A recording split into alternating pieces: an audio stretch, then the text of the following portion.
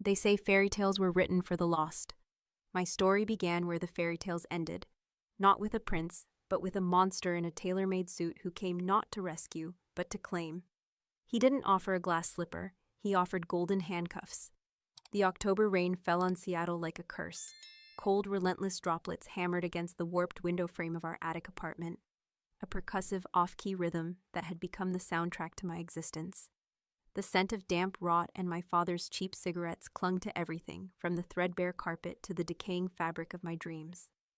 I dragged myself up the stairs, each groaning tread protesting under the invisible weight of my despair.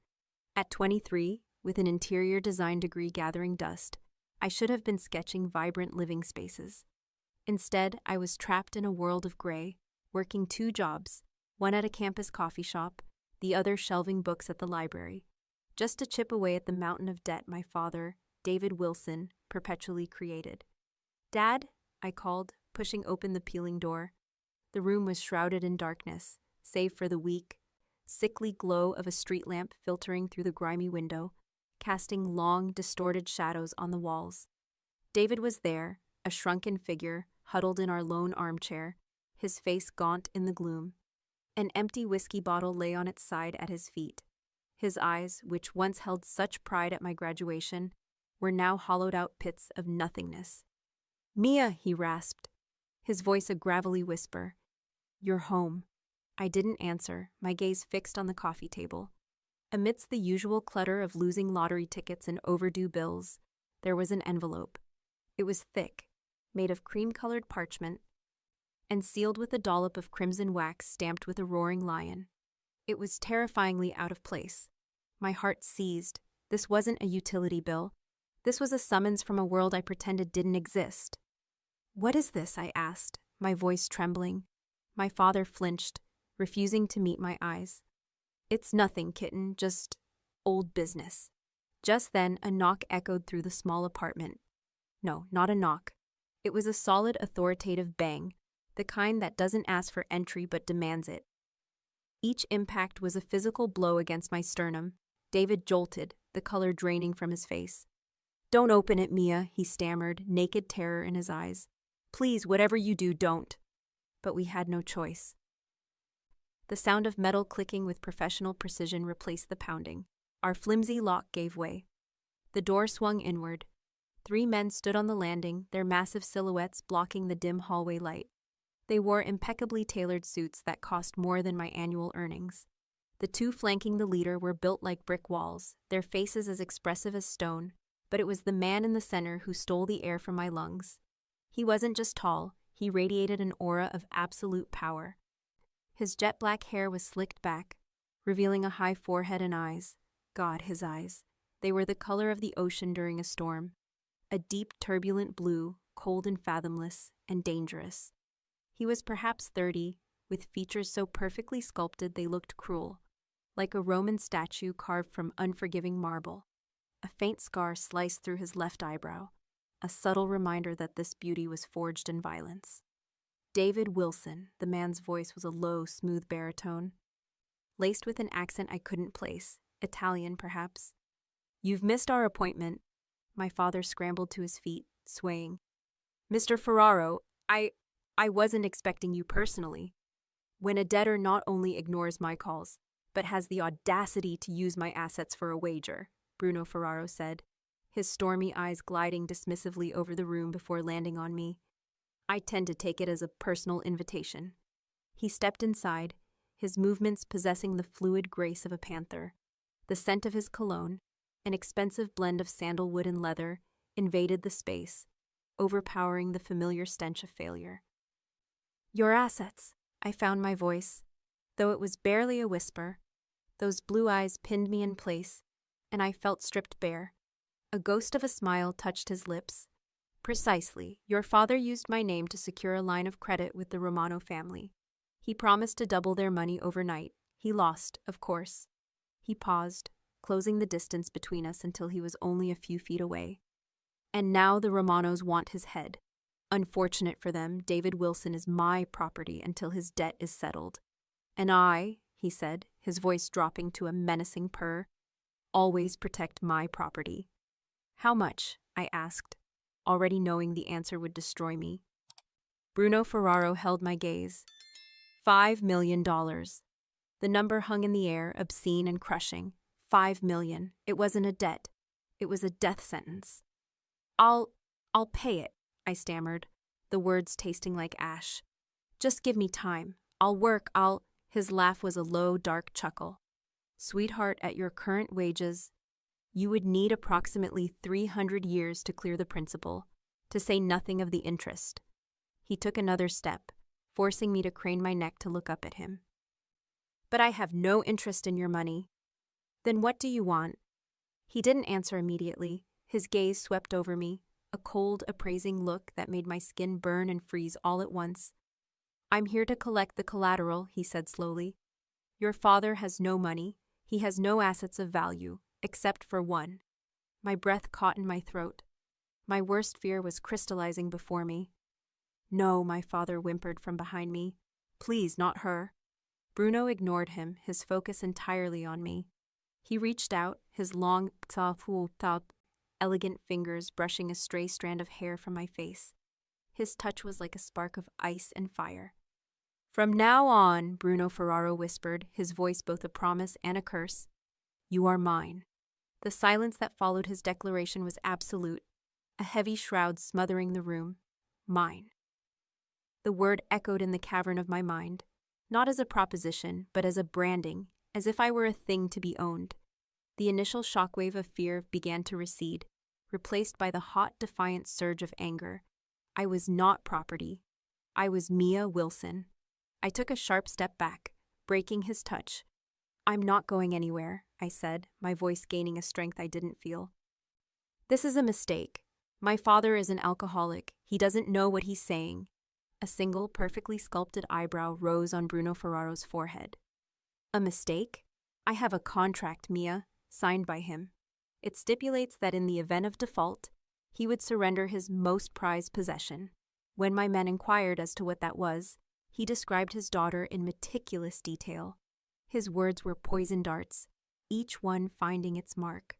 I spun around to face my father, searching for a denial, any sign that this was a cruel lie, but David just stared at the floor, his shoulders shaking. His silence was the most damning confession. He had sold me. In a moment of drunken desperation, he had put me on the table. You see, Bruno said, his tone deceptively soft. There is no mistake, only a debt that requires payment. He gestured to one of his men. Marco, take Mr. Wilson, arrange for his sabbatical at one of our facilities. Ensure he is comfortable and sober. The man named Marco moved forward, gripping my father's thin arm with effortless strength. No, Dad, I surged forward, but Bruno intercepted me, his hand clamping down on my shoulder, gentle yet unyielding. Do not worry, Mia. I told you, I protect my property. Your father will be far safer with me than he is with the Romanos breathing down his neck. They will not find him. His grip tightened fractionally, but that safety comes at a price. I watched, helpless, as my father was escorted out the door, his last look one of pathetic, gut-wrenching shame. The door clicked shut, leaving me alone with the monster. Now, Bruno said, turning his full attention back to me, let's discuss the terms of your new arrangement. The apartment suddenly felt claustrophobic, too small to contain his presence. I felt like a sparrow trapped in a shoebox with a panther. I have no arrangement with you. But you do, he replied, strolling to the window to gaze down at the rain-slicked street. The moment I erased your father's $5 million debt, you became part of the transaction. You will live in my home, under my protection. You will continue your studies. I will even fund your transfer to a more prestigious architectural program if you wish. You will never want for money again. It sounded like a dream, but I could feel the venom coiled beneath every word. And in return? He turned, his piercing blue eyes locking onto mine. In return, you will be mine, utterly. He spoke the word slowly, savoring it. You will appear at my side when required. You will show me absolute loyalty, and in time you will bear my children, the heirs to the Ferraro Empire. The air was punched from my lungs. Marriage, heirs. He didn't just want my freedom. He wanted my future, my body, my very soul. No, I whispered. Absolutely not. Bruno sighed, a sound of strained patience. Mia, you fail to grasp the situation. This is not a negotiation. This is me informing you of your new reality.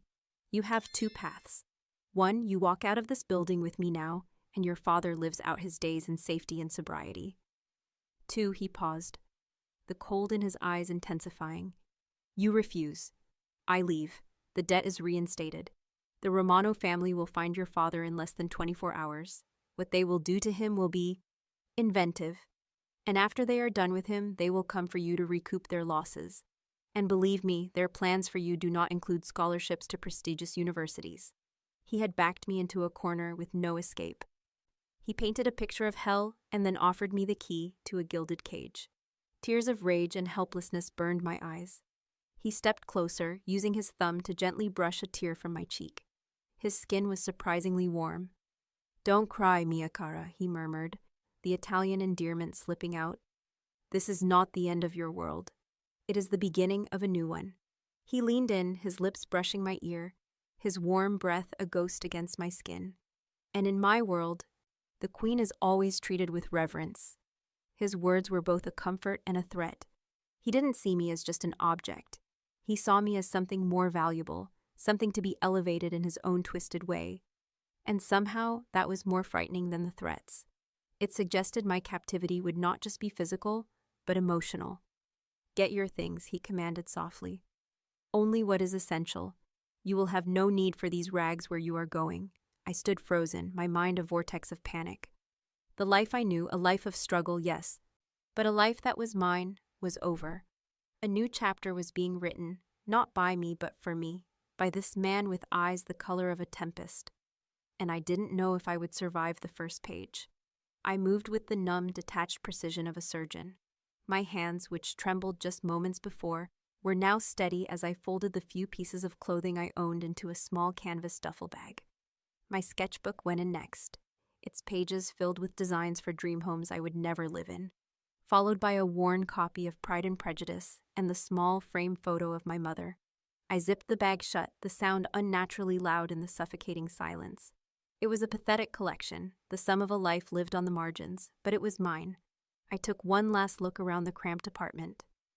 At the faded floral wallpaper, the water stain on the ceiling shaped like a sad cloud, the single armchair where my father had just sealed my fate. I had hated this place, its oppressive poverty, the way it smelled of stale regrets. But in this final moment, a sharp, unexpected pang of loss shot through me. It was a miserable place, but it had been my sanctuary, the only home I had known. Bruno stood by the door, watching me with an unreadable expression. He had taken my duffel bag from me, holding it as if it weighed nothing. Are you ready? He asked, his voice devoid of triumph, merely stating a fact. I didn't trust myself to speak. I simply nodded, my throat tight. He placed a firm hand on the small of my back, a gesture that was not quite a push, but an undeniable guidance. The warmth of his touch burned through the thin fabric of my shirt, a brand of ownership. He led me out of the apartment and locked the door behind us, the final metallic click echoing down the dingy hallway like a gunshot marking the death of my old life. The ride in his car was a study in sensory deprivation. The moment the heavy door closed, the roar of the rain and the wail of distant sirens were replaced by a profound cushioned silence. The interior smelled of rich leather and Bruno's unique, intoxicating cologne. It was a self-contained world, hermetically sealed from the chaos outside and, I suspected, from the chaos he created. I stared out the window, watching the city dissolve into a blur of neon and water. The familiar lights of my neighborhood, the 24-hour laundromat, the blinking sign of the corner bodega, the diner where I'd spent countless hours nursing a single cup of coffee while sketching, streaked past like watercolor paints bleeding on a wet page. Each one was a small cut, a reminder of a freedom I hadn't even realized I possessed until it was gone. We drove for what felt like an eternity, the silence stretching between us, thick with unspoken questions and brutal answers. I didn't look at him, but I could feel his presence, a dark gravitational pull at the edge of my awareness. Finally, as the car glided onto a private, tree-lined road and the city began to fall away behind us, he spoke. His voice was low, cutting through the silence effortlessly.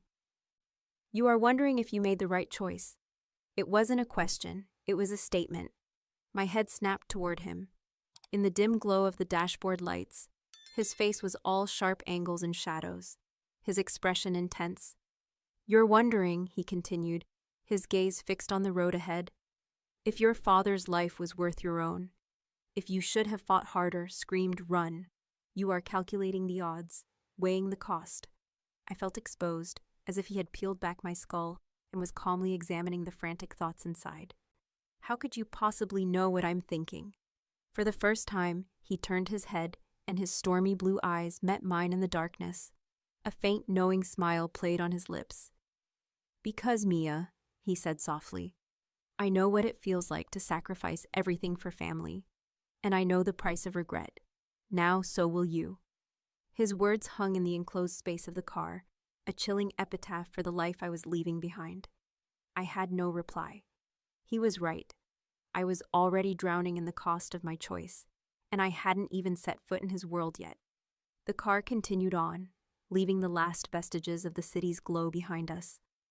We drove for another 10 minutes down a winding road flanked by a forest so dense it swallowed the headlights. It was a deliberate journey into isolation.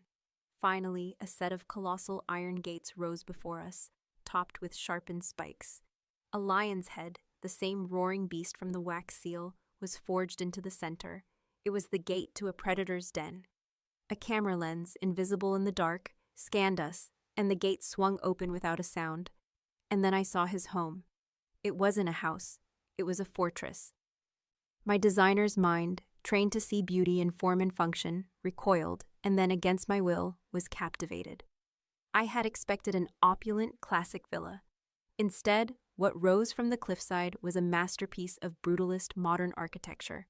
Stark, clean lines of dark concrete, vast walls of reinforced glass, and sharp angles of black steel cut into the stormy sky. It was magnificent and terrifying, a structure that didn't blend with nature but dominated it. It was cold, imposing, and utterly impenetrable. It was Bruno Ferraro, built from the ground up. The driveway, paved in gleaming black granite, led to a towering front door that seemed to be carved from a single slab of metal. As the car came to a smooth halt, the door pivoted open silently, revealing an interior that was even more breathtakingly severe. Bruno got out and walked around to my side, opening my door before his guard could. "Welcome home, Mia," he said, his voice flat. I stepped out, the cold, rain-scented air a shock after the car's sterile warmth. I followed him inside, my worn-out sneakers silent on the polished black marble floor. The foyer was a cathedral of power. The ceiling soared 3 stories high, and an entire wall was a sheet of glass that looked out onto a meticulously sculpted Japanese rock garden, where rain was lashing against carefully placed bonsai trees and stone lanterns. It was a perfect, controlled imitation of wilderness. A floating staircase made of steel and glass spiraled upwards like a metallic serpent skeleton. The space was sparsely furnished, but every piece was a statement. A vast, low-slung white leather sofa sat opposite the glass wall, and on the immense concrete expanse above it hung a single piece of art. A chaotic, violent splash of crimson and black on a white canvas. It looked like a beautiful crime scene. "Your thoughts?" Bruno's voice echoed slightly in the cavernous space. I couldn't lie. My professional self was screaming in a mixture of awe and intimidation. "It's an architectural statement." "Just a statement?" A flicker of amusement in his eyes. "I thought a woman with your eye for design would have a more passionate opinion." "It's beautiful," I admitted, my voice small. "Flawlessly executed, but it doesn't feel like a home. It feels like a gallery, or a tomb. A home is made by the people who inhabit it, Mia. Until now, it has only had me." He turned to face me, the implication hanging heavily in the air. "Perhaps your presence will bring it some warmth." As he spoke, an older man in a crisp, dark uniform appeared from a side hallway. He was tall and dignified, his face a mask of professional deference. "Welcome back, Mr. Ferraro. Welcome, Miss." He gave a slight formal bow. "Angelo, this is Miss Wilson," Bruno said. "She will be staying with us. Please have the guest suite in the West Wing prepared, and see to it that she has everything she needs." Guest suite? The words registered with a jolt of surprise. I had steeled myself for the worst, for being thrown into his bed as the final act of his conquest. The West Wing sounded far away. Bruno must have seen the flicker of confusion on my face. He stepped closer, his voice dropping so low only I could hear it. "I told you," he murmured, his breath ghosting across my cheek. "I am not a savage. You are my fiancé, and you will come to my bed, but you will do so when you are ready, not a moment before." He paused, letting his words sink in. Ownership has its privileges, Mia, but it also has its responsibilities. And my first responsibility is to ensure my most prized possession is not broken. His words were a paradox, a declaration of ownership wrapped in a veneer of patience. It was a calculated move, another tool in his arsenal of psychological warfare. By granting me this small illusion of control over my own body, he was making my submission in all other areas seem absolute. He wasn't just claiming me. He was conditioning me. Angelo, the butler, led me toward the West Wing. We walked down a long, stark hallway that felt more like a modern art museum than a corridor in a home. The silence was unnerving, broken only by the soft, rhythmic click of Angelo's dress shoes on the marble. There were no family photos, no personal trinkets, nothing to suggest a life was lived here. There was only space, shadow, and the oppressive weight of immense wealth. The guest suite wasn't a room, it was an apartment. Angelo opened a heavy oak door to reveal a space that was larger than my entire attic dwelling. A spacious living area was furnished with a plush gray sofa, a fireplace with a sleek black marble mantel, and floor-to-ceiling windows that offered a panoramic view of the dark, churning waters of the Puget Sound. A small, fully stocked kitchenette was tucked away in one corner, and an adjoining door led to a bedroom and what I could only assume was a lavish bathroom. Everything was perfect, impersonal, and sterile. It was a luxury hotel suite, designed to impress but not to comfort. "Mr. Ferraro has instructed that your wardrobe be replaced. A tailor will arrive in the morning to take your measurements," Angelo stated, his tone neutral. "In the meantime, some essentials have been provided." He gestured to the walk-in closet, where a few simple but obviously expensive items were hanging: silk pajamas, a cashmere robe, a simple black dress. My worn canvas duffel bag, which he had placed on a luggage rack, looked laughably out of place. "There is a phone on the nightstand," Angelo continued. "It has been programmed with one contact, Mr. Ferraro's. Should you require anything at all, you are to call him directly. You will not leave this wing without his express permission or without being escorted by his security." The gilded cage had invisible bars, but they were there all the same. "And my studies?" I asked, the question feeling absurd in this new reality. "Mr. Ferraro is handling the transfer of your records to the University of Washington's College of Built Environments. It is a superior program. Your classes will begin next week. A driver will take you and pick you up. You will not be alone on campus at any time." Of course, every moment of my life was now scheduled, monitored, and controlled. I was a doll in his dollhouse. "Will that be all, miss?" Angelo asked. I nodded, unable to form words. He gave another slight bow and exited, the door closing with a soft, definitive click. I was alone. I walked to the vast window and pressed my forehead against the cool, unyielding glass. Outside, the storm raged, mirroring the tempest inside me. He thought he had won. He thought that by giving me this luxury, this illusion of choice, he could tame me, mold me into his perfect queen. He thought he could own my loyalty just as he owned this house, his cars, his empire. He was wrong. He could own my time, my presence, even my future, but my mind was still my own. My soul was not part of the contract. My gaze fell upon my sketchbook lying on the pristine white bedspread. An idea, sharp and defiant, cut through the fog of my despair. I walked over, picked up a pencil, and flipped to a blank page. My fingers moved with a feverish energy, the graphite scratching against the paper. I didn't draw a beautiful room or a dream home. I drew a cage, an intricate, beautiful, inescapable cage. And inside it, I drew a single wild bird, its wings outstretched, its beak open in a silent, furious scream. It was a small act, a secret rebellion no one but me would ever see. But as I stared down at the fierce, desperate creature I had drawn, I made a silent vow. He may have bought me, but he would never break me. I would find a way to fly. The next morning, I was awoken not by the familiar blare of my cheap alarm clock, but by a soft, insistent knock on the suite door. I sat up, disoriented, the silk pajamas a foreign sensation against my skin. For a disorienting moment, I had forgotten where I was. Then the sterile perfection of the room came into focus, and the reality of my situation crashed down on me with the force of a physical blow. "Come in," I called, my voice raspy. Angelo entered, pushing a silver cart laden with a breakfast that could have fed my father and me for a week. Fresh fruit, pastries, eggs Benedict, and a steaming pot of coffee whose rich aroma filled the room. "Good morning, miss," he said. "Mr. Ferraro instructed me to inform you that the tailor will be here at 10 o'clock. He requests your presence in the main living area at that time." "Thank you, Angelo," I murmured, my stomach churning at the thought of food. He was moving quickly, solidifying my new identity, erasing the last traces of the old Mia Wilson. I forced myself to eat a few bites of fruit, knowing I needed the strength for whatever new ordeal this day would bring. I showered in a bathroom larger than my old kitchen, the water pressure a luxury I had never experienced.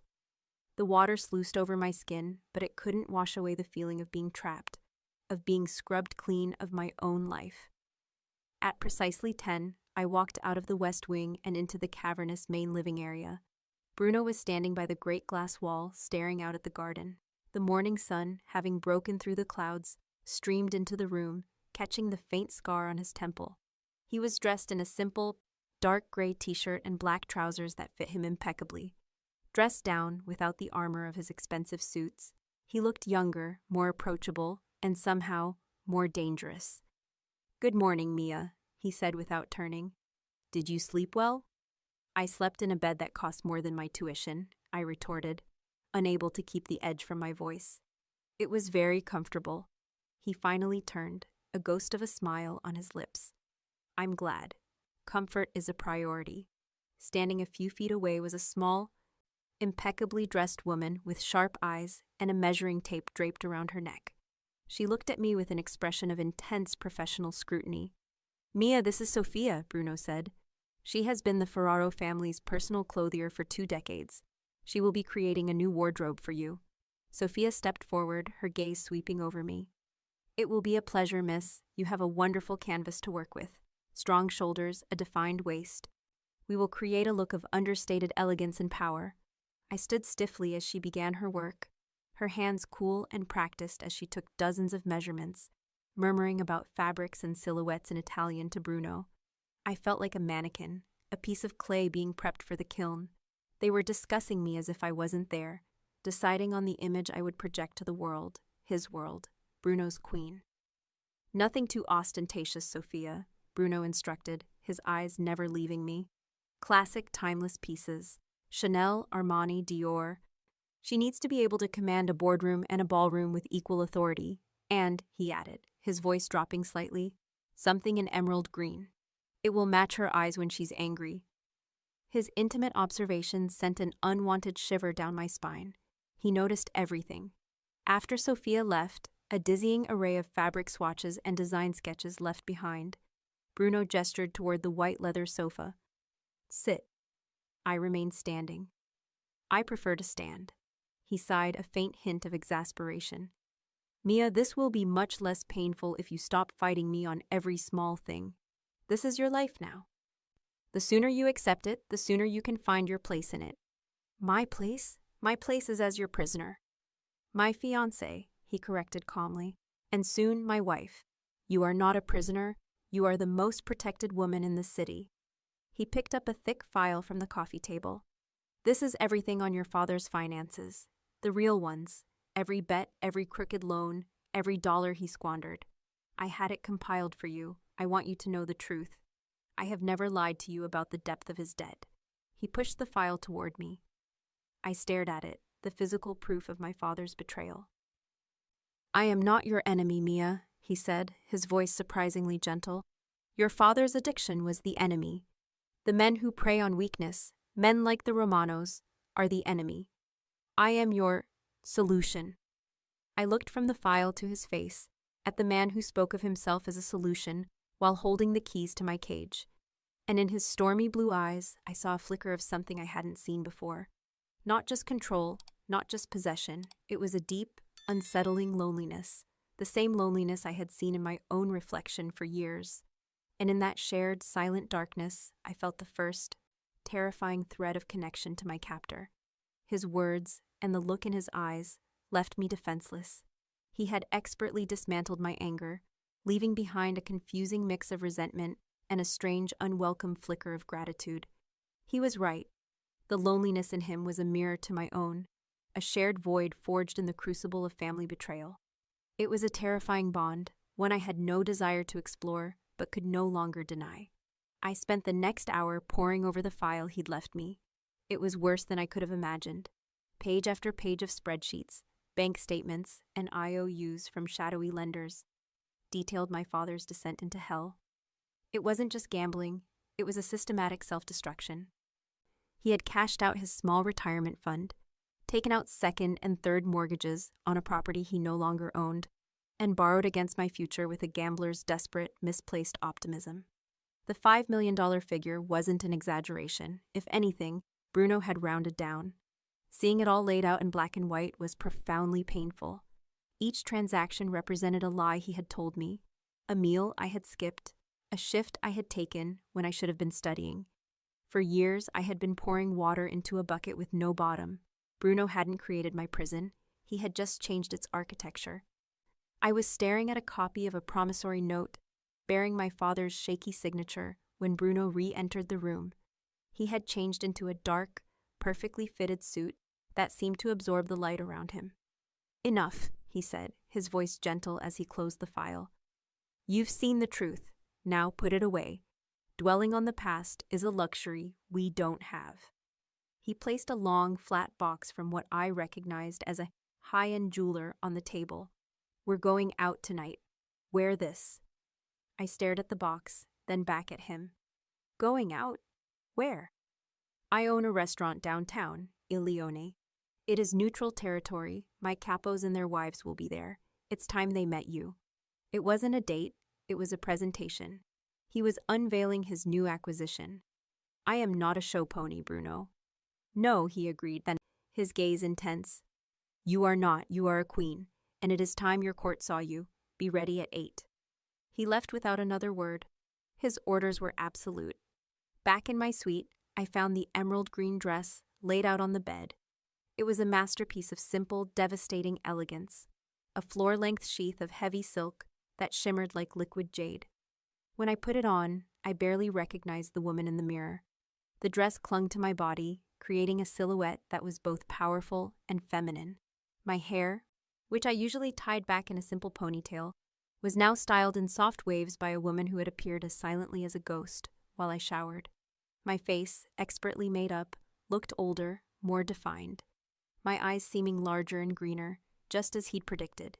The Mia Wilson who worked double shifts and worried about overdue bills was gone. In her place was a stranger, an elegant, formidable woman who looked like she belonged in Bruno Ferraro's world. I felt beautiful, and I hated myself for it. The jewelry box was on the vanity. I opened it. Lying on a bed of black velvet was not a necklace, but a collar of diamonds, a delicate, glittering web designed to encircle the throat. It was breathtakingly beautiful and unapologetically symbolic. When I met Bruno in the main hall at 8, his stormy blue eyes swept over me, and for a fleeting second, his mask of cool control faltered. I saw a raw flash of possessive admiration that made my heart hammer against my ribs. "Perfect," he breathed. He stepped behind me to fasten the diamond collar around my neck. His fingers were warm against my skin, and the diamonds felt cold as ice. "Now everyone will know who you belong to." In the car, he briefed me. "You will meet Nico, my consigliere, and Dante, my top enforcer. Their wives, Elena and Isabella, run the social circles. They will test you. Do not mistake their polite questions for kindness. They are looking for weakness." "And what should they find?" I asked, my voice steady. He turned to me, a proud, predatory smile on his lips. "They will find a rock. Unflinching, intelligent, and completely loyal to me. You are an extension of my will. Your every word, every glance, will be interpreted as a message from me. Do not show fear. Do not show weakness. And above all, he paused, his thumb brushing my lower lip. Do not show them how much you hate me. The car slowed as we pulled up in front of an elegant, discreetly marked restaurant. As the door was opened by a valet, a sudden barrage of flashing lights exploded in the darkness. Paparazzi. They're expecting you, I murmured. I am always expected, Bruno replied. He stepped out of the car and then turned, extending his hand to me. Your hand, Mia. Smile as if you are the happiest woman in the world. The performance begins now. I took his hand, the warmth of his grip a stark contrast to the cold dread coiling in my stomach. I stepped out of the car into the blinding flashes, my fingers entwined with his, and walked into the lion's den. The flashbulbs were a blinding, disorienting assault. For a terrifying second, I froze, my instincts screaming at me to recoil, to hide. But Bruno's grip on my hand was like an anchor, steady and unyielding. I felt a gentle, insistent pressure, a silent command. Perform. I lifted my chin, blinked away the spots in my vision, and let a small, enigmatic smile touch my lips, just as I had seen actresses do in movies. I focused on Bruno, allowing his dark, powerful presence to be the sole reality in a sea of chaos. We moved as one, a silent, fluid glide through the gauntlet of cameras and shouted questions, which his guards held back with practiced, imposing efficiency. The moment we stepped inside Il Leone, the world went quiet. The heavy oak doors closed, shutting out the storm and the frenzy. The restaurant was a sanctuary of hushed power, dimly lit, with dark wood paneling, plush velvet booths, and crisp white tablecloths that gleamed under the soft glow of shaded lamps. Conversations, which had been a low murmur, ceased entirely. Every eye in the room turned to us, to Bruno, and more specifically, to me, the unknown woman wearing his diamonds and holding his hand. I could feel their collective gaze, a physical weight of speculation, envy, and calculation. Do not look at them, Bruno murmured, his voice for my ears alone as he led me toward the back of the restaurant. Look only at me. They do not matter. He was wrong. They mattered immensely. They were the subjects of his kingdom, and they were assessing their new queen. In a secluded alcove, raised slightly above the main floor and shielded by ornate ironwork, a circular booth awaited. 2 couples were already seated, rising as we approached. They were a study in contrasts. The older man, probably in his late 50s, had silver hair and the sharp, intelligent eyes of a hawk. He was Nico, the consigliere, I surmised. The woman beside him, Elena, was impeccably preserved, her blonde hair styled in a flawless chignon, her couture dress a whisper of old money. The other man was younger, closer to Bruno's age, but built like a bull. His head was shaved, and a network of faint scars decorated his knuckles. This had to be Dante, the enforcer. His wife, Isabella, was stunningly beautiful, a bombshell with fiery red hair and a dress that showcased her perfect figure. She watched me with wide, curious eyes. Nico, Elena, Gagat, Bruno greeted, his voice losing some of its hard edge. Dante, Isabella. He placed a proprietary hand on my waist, drawing me forward. I'd like you to meet Mia Wilson. My fiancée. The word fiancé landed with the force of a formal decree. A ripple of carefully concealed surprise went through the group. Nico was the first to recover, his face breaking into a warm, practiced smile as he took my hand. A pleasure, Mia. Bruno has kept you a secret. Now we see why. Welcome to the family, Elena said, her smile not quite reaching her cool, assessing eyes. She looked me up and down, her gaze lingering for a fraction of a second on the diamond collar. That is a breathtaking piece. It suits you. It was a compliment and a territorial marking, all in one. We sat, Bruno sliding in beside me, his thigh a warm, solid presence against mine. The questions began almost immediately, led by Elena, a master of polite interrogation. So, Mia, where did Bruno find you hiding? She asked, her tone light and conversational. We were beginning to think he would never settle down. I remembered Bruno's words. They are looking for weakness. I met her gaze, held it, and offered a calm, measured smile. Sometimes the best things are found when you aren't looking for them. A flicker of respect in Nico's eyes. Dante remained silent, watching. And what did you do before you were swept off your feet by our Bruno? Isabella, the redhead, chimed in, her curiosity more genuine, less predatory than Elena's. This was a more dangerous question. I chose my words carefully. I was a designer. I focused on creating beautiful, functional spaces. It seems I'm still doing that, just on a much grander scale now. I felt Bruno's hand squeeze my thigh under the table, a brief, affirming signal. I had passed the first test. The conversation flowed around me, a current of coded language and inside jokes. They talked of shipments from Italy, zoning permits for a new construction project, and the unfortunate retirement of a rival. It was business, conducted over plates of risotto and glasses of expensive Barolo, and it was utterly terrifying. I was a spectator at a meeting of wolves, pretending to be one of them. You're very quiet, Mia, Elena observed, her sharp gaze returning to me. I hope we're not boring you with shop talk. Not at all, I said smoothly, surprising myself with my own composure. I find it fascinating. It's like learning a new language, the language of power. That earned me a genuine, slow smile from Nico. Bruno's hand moved from my thigh to the small of my back, a clear gesture of approval and possession. Just as I was beginning to think I might survive the evening, a waiter in a dark suit approached our table and leaned down to whisper in Bruno's ear. The change was instantaneous. The relaxed host disappeared, and the cold, ruthless leader took his place. His jaw tightened, and his eyes went flat and hard. I need to step away, he said to the table, his voice a low command. He stood, then looked down at me. For a moment I thought he would take me with him, but he shook his head slightly. Stay here. Elena and Isabella will keep you company. Do not leave this table. He and Nico exchanged a look, and then Bruno, flanked by Dante, walked away, disappearing into a private room at the back of the restaurant. The air at the table shifted, the men were gone, and the pretense of social nicety began to fray at the edges. Elena turned her full, undivided attention to me, her polite mask replaced by a look of shrewd, undisguised evaluation.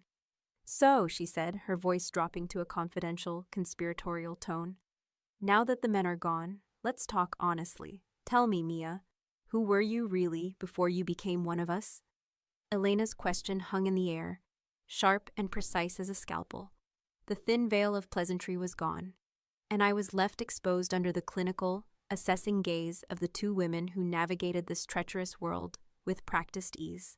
Isabella watched with wide, expectant eyes, while Elena leaned forward slightly, her expression a mixture of predatory curiosity and boredom, waiting to see if the new plaything had any substance. Panic, cold and sharp, pricked at me. My history was a liability, a broke, desperate design student with a gambling-addicted father.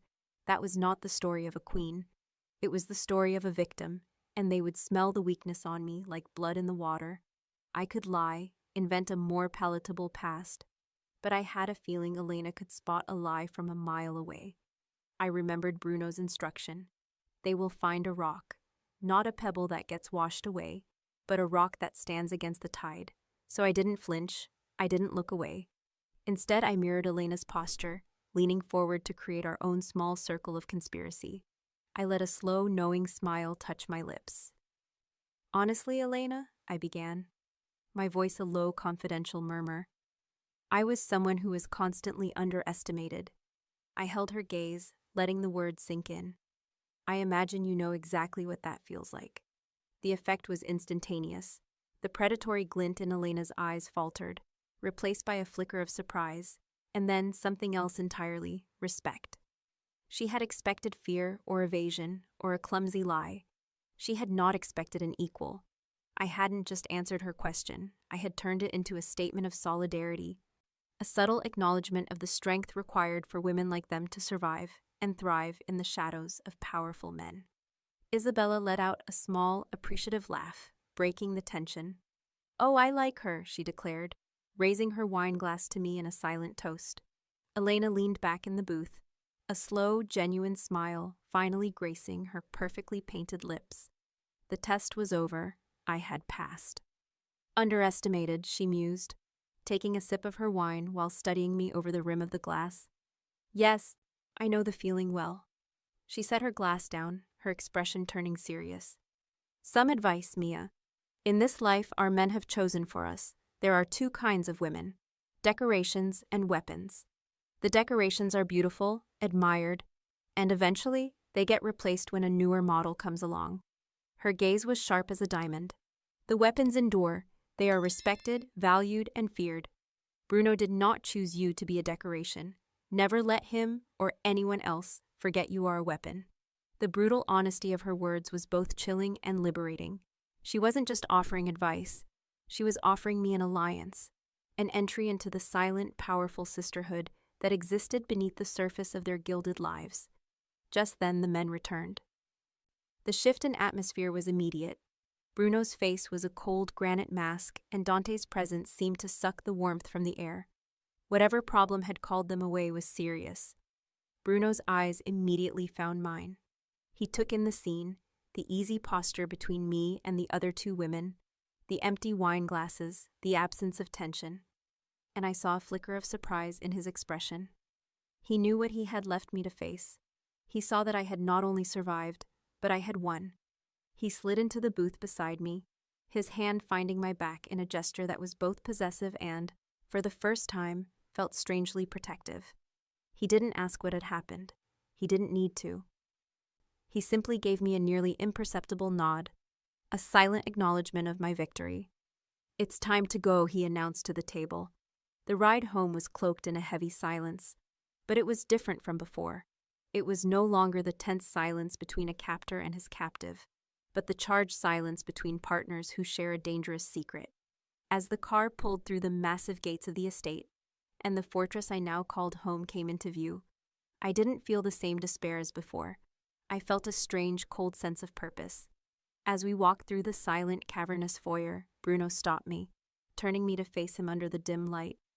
"You handled yourself well tonight," he said, his voice a low rumble. "You have good instincts." "I had a good teacher," I replied, my voice steady. "You told me what they would be looking for." "I told you what to expect," he corrected, his thumb tracing the line of my jaw. "But I did not tell you how to win. You did that on your own." He leaned closer, his eyes dark with an emotion I couldn't name. "Elena is right. You're not a decoration."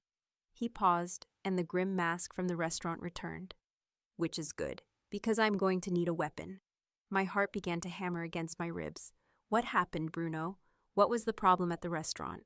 He looked down at me, his expression bleak. "The Romanos. They sent a message." He took a breath, and his next words plunged me right back into the ice-cold water of his world.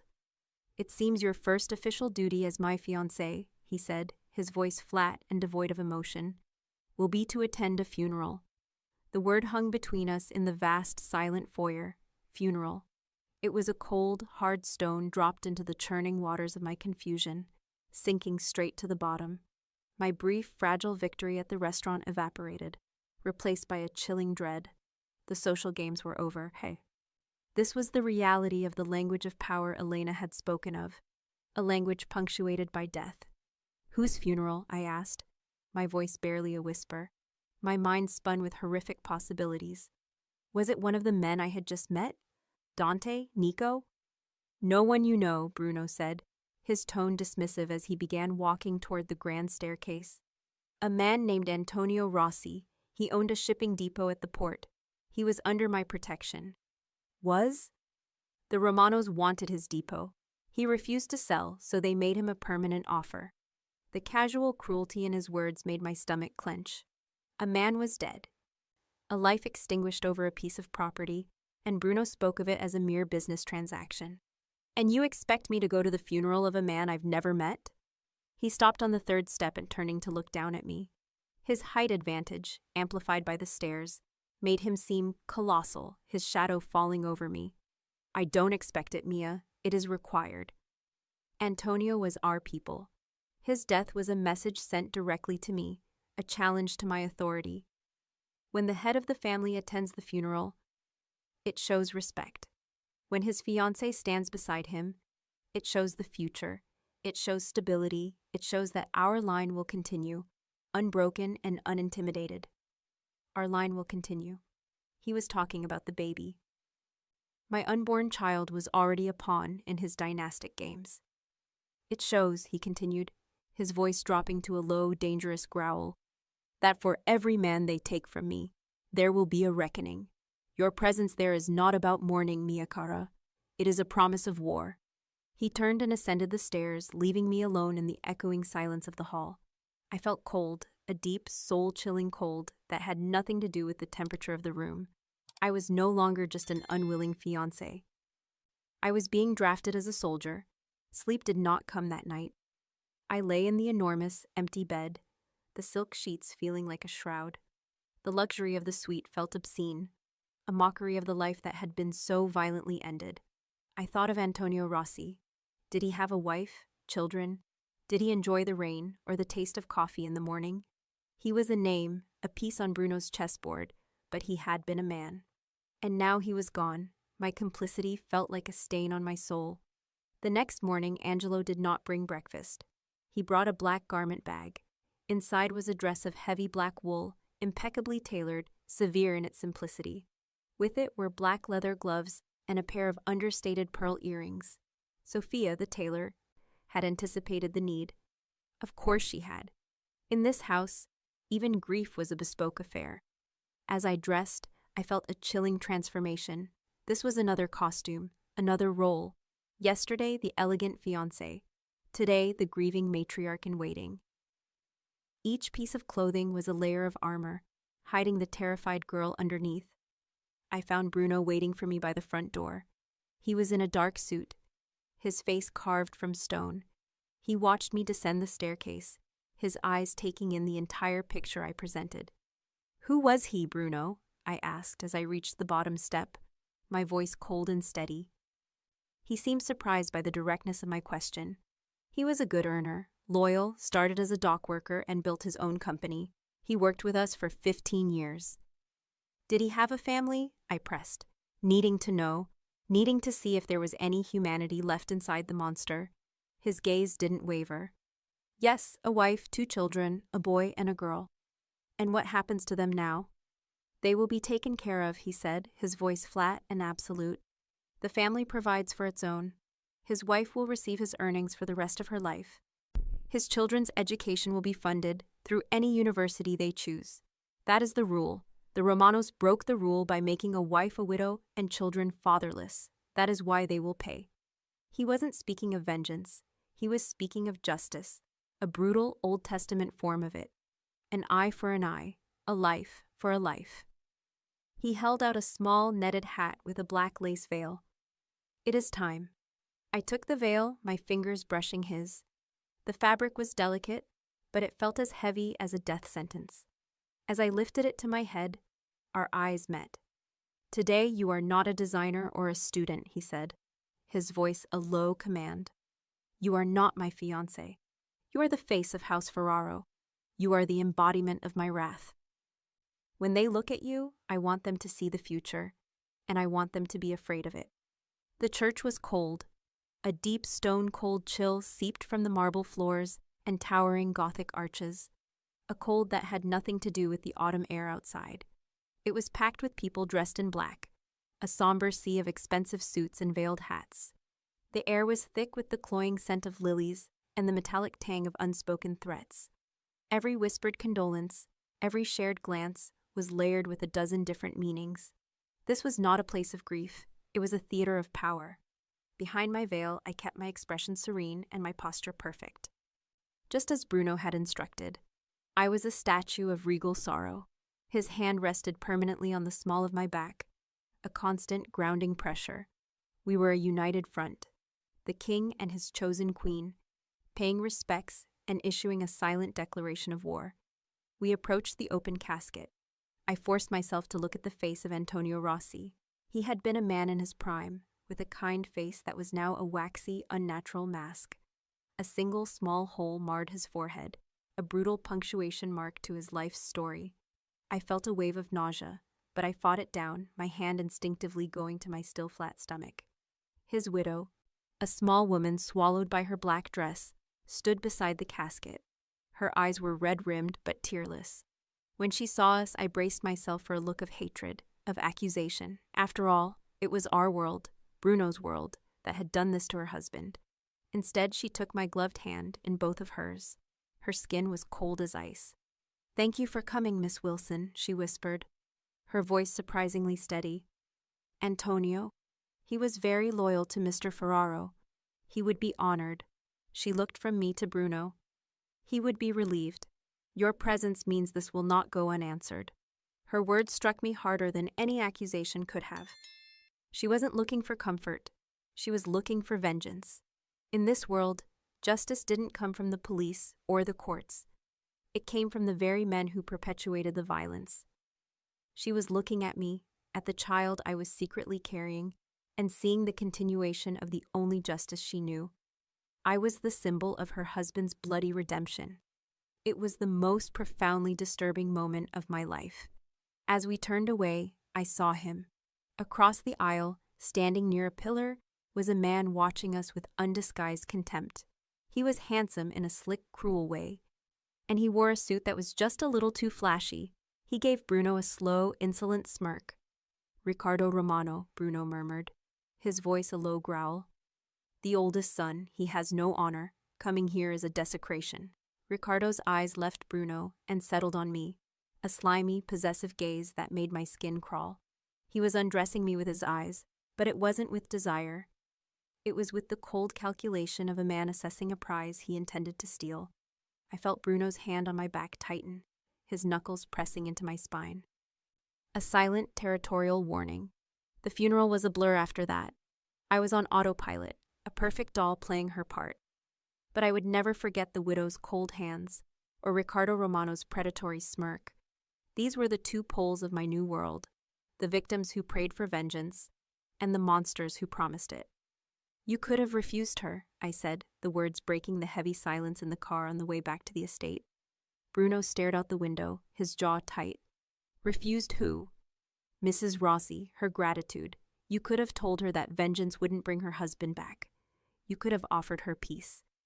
He turned to me, his eyes dark with a weary cynicism. "Peace? There is no peace in our world, Mia. There is only strength and weakness. Order and chaos. What she wants is not vengeance. It is order. The Romanos created chaos. My response will restore order. It is the only thing that allows families like hers, like ours, to exist." "So you're going to kill them, Riccardo Romano?" "I am going to erase him, and everyone who stands with him. It is a matter of business." He looked at me, I whispered, the memory making me shiver. Bruno's entire body went rigid. "I know, and for that, his death will be slow." The cold finality in his voice was absolute. That night, the house was alive with a tense, coiled energy. Men came and went, Nico, Dante, and others I didn't recognize. They spoke in low, urgent tones, spreading maps and satellite photos across the massive dining table. I stayed in my wing, an outsider to the mechanics of war. I couldn't shake the feeling that something was wrong, that I was missing a piece of the puzzle. Why me? Why was Bruno so obsessed with my loyalty? My character? A $5 million debt was a pretext. I was sure of it now. There had to be more. Driven by an impulse I didn't understand, I found myself in his office. It was the one room I had avoided, his inner sanctum. It was dark, smelling of leather and old books. I ran my fingers along the spines, my eyes scanning the titles. And then I saw it. Tucked away on a lower shelf was a leather-bound photo album. My hands trembled as I opened it. The first few pages were of Bruno as a boy, with a stern-looking man who must have been his father.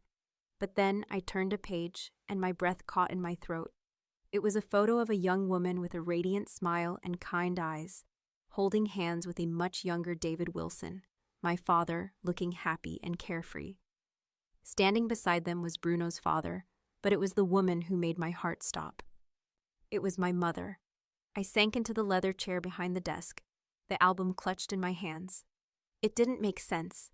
My mother, a quiet librarian, had died of an illness when I was a child. What was she doing in a photo with the head of the Ferraro crime family? "I wondered how long it would take you to find that." Bruno's voice made me jump. He was standing in the doorway, watching me, his face an unreadable mask. "What is this, Bruno?" I demanded, my voice shaking. "Why is my mother in your family album?" He walked over and picked up a small silver locket from his desk. He opened it. Inside were two tiny photos, One was of my mother, the other was of a baby. Of me. Your mother, Alara, he said softly, was not a librarian. She was the daughter of my father's most trusted advisor. She grew up in this world, Mia. She was promised to my father's consigliere. My world tilted on its axis. What? She hated this life. She wanted out. She fell in love with a young architect who was working on one of our construction projects. A talented, charming man named David Wilson, your father. He looked at the photo of them, a sad smile on his lips. She ran away with him, leaving everything behind to live a normal life. My father was furious, but he let her go. He loved her like a daughter. He made your father promise to keep her safe, to keep her away from this life forever. He broke his promise, I whispered, the pieces clicking into place with horrifying clarity. His gambling, it brought this world right back to our door. Yes, Bruno said, his eyes finding mine. When your father's name first crossed my desk a few years ago, I recognized it. I started watching him, and then I saw you. You looked just like her, the same strength, the same fire, the same desire for a life you were never meant to have. He stepped closer, his voice dropping. This was never just about a debt, Mia. It was about a promise. My father failed to protect your mother from the darkness. I would not fail to protect her daughter. I brought you back to the world where you belong, where you will be safe. The revelation was a gut punch. My entire life had been a lie. I wasn't an outsider who had stumbled into this world. I was a lost princess being brought back to a kingdom I never knew existed.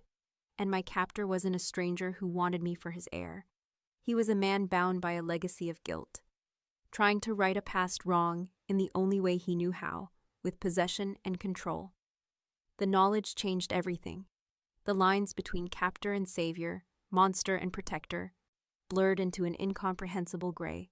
I was not a random victim. I was a legacy. This revelation didn't bring comfort, only a heavier set of chains.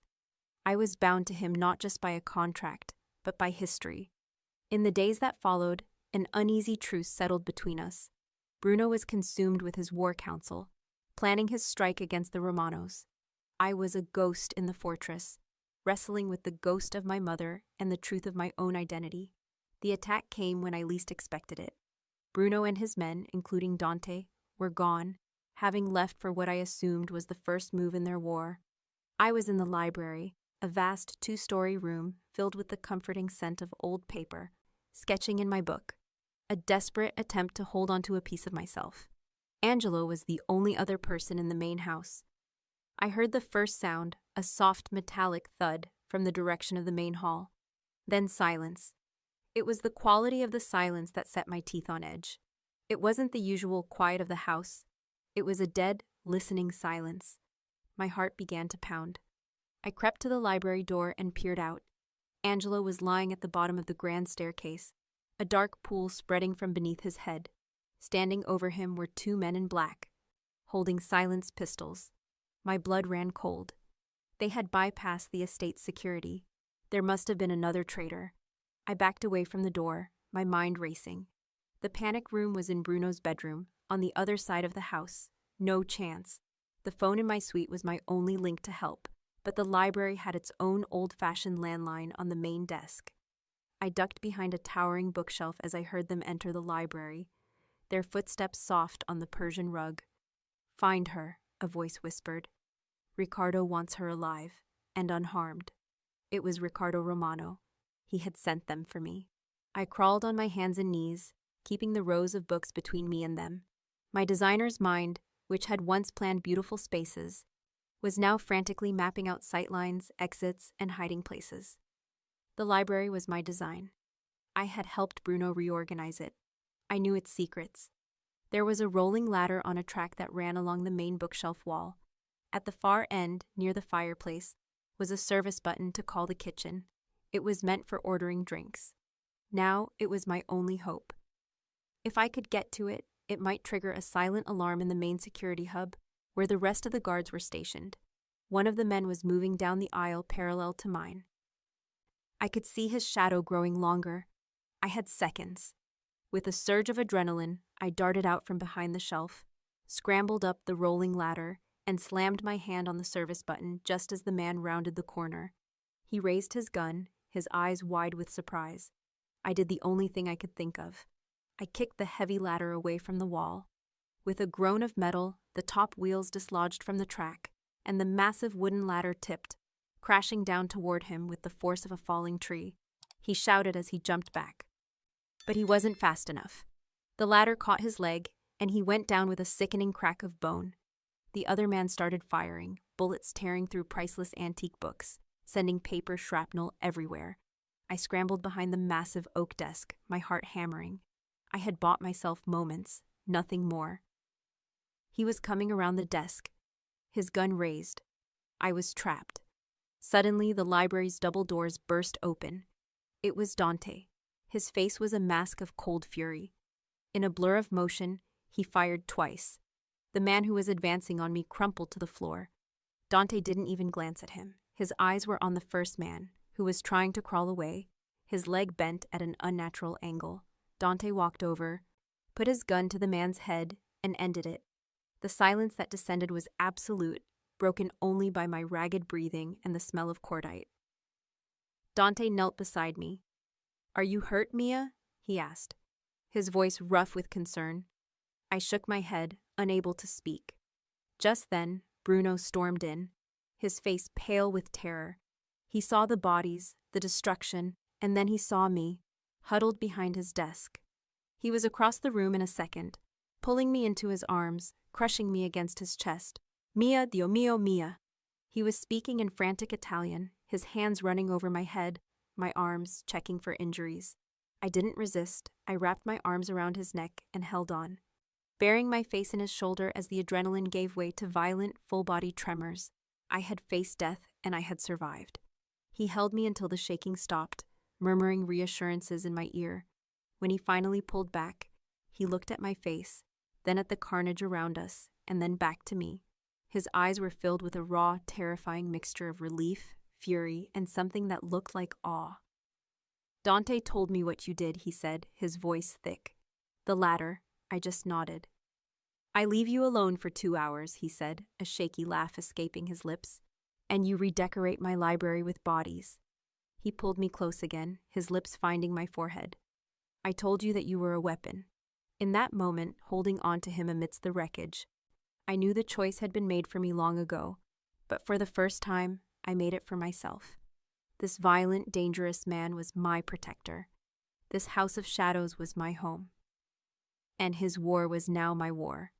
The failed kidnapping attempt shattered the last vestiges of the Cold War and ignited an open inferno.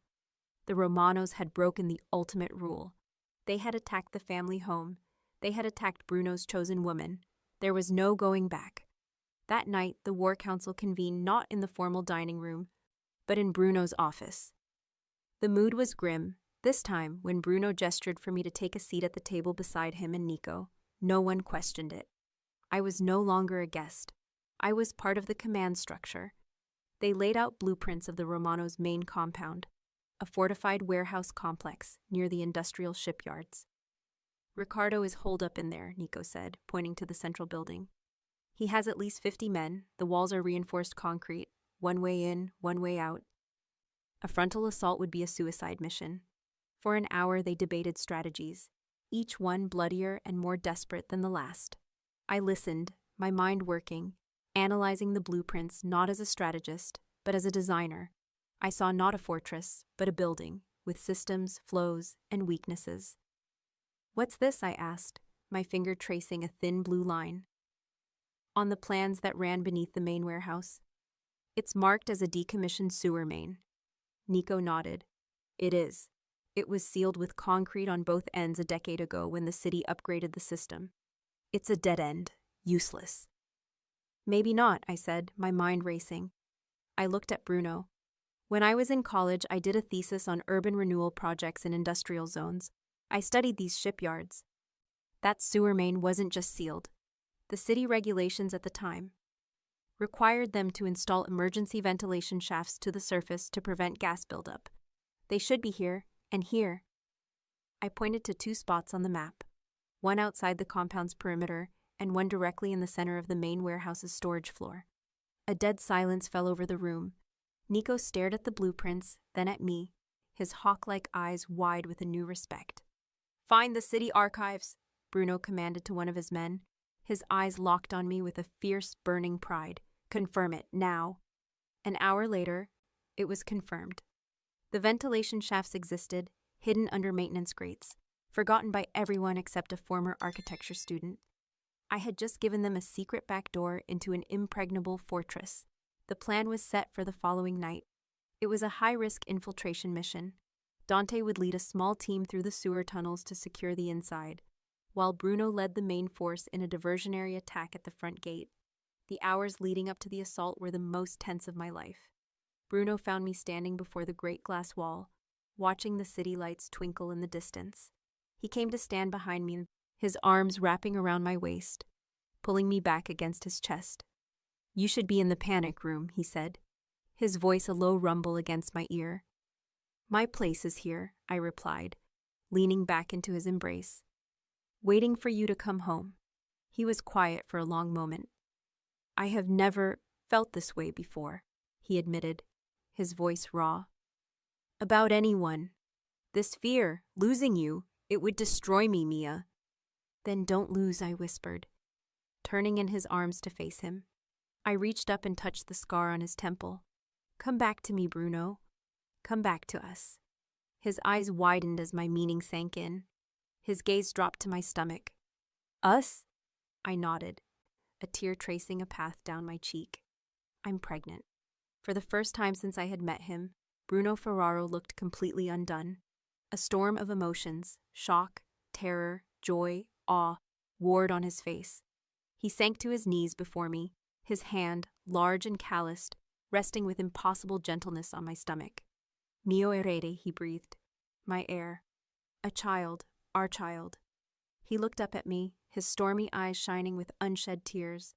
"This changes everything." "I know," I said. "Promise me," he said, his voice thick with emotion. "Promise me you will stay safe, no matter what happens tonight." "I promise," I vowed. "Just come home." He stood and kissed me, a deep, desperate kiss filled with the terror of loss and the promise of a future. It was the kiss of a man going to war not for his empire, but for his family. The attack began at 2 a.m. I watched from the office, which had been converted into a command center. Screens showed live drone footage and security feeds. I saw Dante's team emerge from the grate inside the warehouse, moving like shadows. I heard the explosion as Bruno's main force hit the front gate. It was a perfectly executed plan, but then everything went wrong. "Boss, it's a trap," Dante's voice crackled over the radio. "Ricardo's not here, the building is rigged." On the screen, I saw Ricardo Romano's face appear on a monitor inside the warehouse. He was laughing. "You didn't think it would be that easy, did you, Ferraro?" The tinny speaker echoed. "While you're playing with my toys, I've gone to collect a debt from the man who started it all." A new video feed appeared. It was a live stream from a hospital room. A room I recognized. It was my father's. Ricardo was standing over his bed, a gun to his head. "A daughter for a father, Ricardo sneered. "Come alone, Bruno, or he dies. You have 10 minutes. On the screen, I saw Bruno freeze. He was caught between two traps. But I wasn't. "Nico," I said, my voice ice cold, all emotion wiped away. "Keep him on the radio. Tell him Bruno is on his way. Stall for as long as you can." I turned and walked out of the room before anyone could stop me. I knew the hospital, I knew its layout, and I knew a way in that no one would ever expect. I was no longer a pawn, I was a queen, and it was time I took their king. My mind was a shard of ice, perfectly calm and brutally clear. The terror, the panic, it was all gone, burned away by a white-hot protective rage. They had threatened my father, they had threatened Bruno, they had threatened my child, they had made it personal. I didn't take one of the armored sedans. I took the small, unassuming coupe Bruno had given me weeks ago. It was fast, nimble, and wouldn't attract attention. As I raced through the sleeping city, my hands steady on the wheel, I called the one person I knew I could trust. "Elena." "They have her father," I said, my voice flat. "Ricardo is at St. Francis Hospital. He's baiting Bruno into a trap." There was a sharp intake of breath on the other end of the line. "Mia, what are you doing?" "Restoring order," I said, echoing Bruno's words. Get Isabella. Meet me there. Use the service entrance by the West Wing emergency room. I have a plan. When I arrived, Elena and Isabella were already waiting in the shadows, their beautiful faces hard with determination. They weren't just wives, they were women of the Mafia. They understood what was at stake. Ricardo will be watching the main entrances, I said, pulling out a rolled-up blueprint of the hospital I had grabbed from the office. He'll expect Bruno to come in like a wrecking ball. He won't be expecting us. I pointed to a location on the map. This is a linen chute. It's old, decommissioned, but the access panels are still in the janitor's closets on every floor. My father's room is here. The closet is 20 feet down the hall. We moved through the silent hospital like ghosts, our heels clicking softly on the linoleum. We found the closet, pried open the panel, and slipped into the dusty, dark chute one by one. It was a tight, claustrophobic squeeze, but it led us right where we needed to be. We emerged into the hallway of the oncology wing, deserted at this hour. We could hear Ricardo's voice from my father's room. He was taunting him, enjoying his power. "Ready?" Elena whispered, pulling a small pearl-handled pistol from her evening bag. Isabella produced a wicked-looking stiletto. I looked at the gun in Elena's hand, then at my own empty ones. I didn't need a weapon. I was the weapon. "Wait for my signal," I said. I took a deep breath, mussed my hair, and wiped my lipstick, smearing it slightly. I tore a small rip in the sleeve of my dress. Then I stumbled into the room, my face a mask of pure terror. "Please," I sobbed, looking at Ricardo. "Don't hurt him. I'll do anything. Bruno is coming. He'll give you whatever you want." Ricardo's face split into a triumphant grin. My appearance confirmed his victory. He had his prize. "Well, well," he gloated, his gun never wavering from my father's head. "Look what we have here. The queen comes to beg for a pawn." "Just let him go," I cried, taking another step into the room. "It's me you want." "Oh, I'll get to you," he sneered. But his focus had shifted. For a fatal second, he was distracted by his prize, by the woman he thought he had broken. That was my signal. From the doorway, Elena fired twice, not at Ricardo, but at the window behind him, shattering the glass. In the same instant, Isabella lunged, not at Ricardo, but at the lights, plunging the room into darkness. In the chaos, I moved. I didn't scream. I didn't run. I launched myself at Ricardo, driving the heel of my palm up under his nose with all my strength. He roared in pain and surprise, stumbling back, his gun firing wildly into the ceiling. As he staggered, I grabbed the heavy IV stand by my father's bed and swung it like a baseball bat, connecting with the side of his knee. I heard a sickening crack, and he went down. The door burst open, and Bruno stormed in, flanked by his men, his face a thundercloud of fury. He stopped dead, taking in the scene. The shattered window, the darkness, Ricardo Romano writhing on the floor, clutching his broken leg, and me standing over him with a makeshift club, my chest heaving. Elena and Isabella stood calmly in the doorway. Bruno's gaze met mine across the room. The fury in his eyes slowly melted away, replaced by the same raw awe I had seen in his library. He walked over to Ricardo, looked down at him with utter contempt, and then looked back at me. "I believe this one is yours," he said quietly. I dropped the IV stand. I walked over to my father, who was staring at me as if he'd never seen me before. I kissed his forehead. "It's over, Dad. You're safe." Then I turned and walked out of the room, past Bruno, without another word. I had faced the monster and won. I had saved my father. I had saved my king.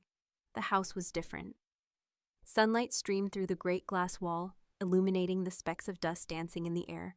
The stark white sofa now had soft, emerald green cushions, and a child's playmat with brightly colored toys was spread out on the floor.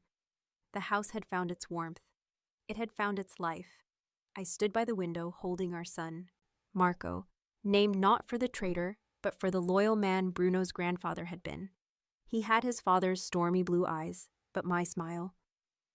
Bruno came up behind me, wrapping his arms around us both. He rested his chin on my shoulder, looking at our reflection in the glass. We were a family. "The last of the Romano assets were absorbed this morning," he said quietly. "It's finished. The war is over." "A new era begins," I replied, leaning back against him. My father was now living in a quiet home in the countryside, sober and at peace, with two of Bruno's best men posing as his gardeners.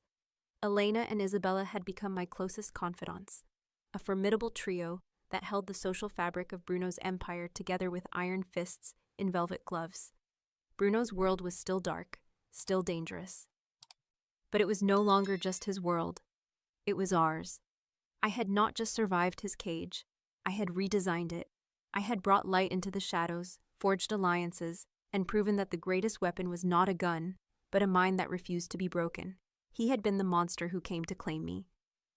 But in the dark, I had not found a prison. I had found a throne, and we would rule our kingdom together.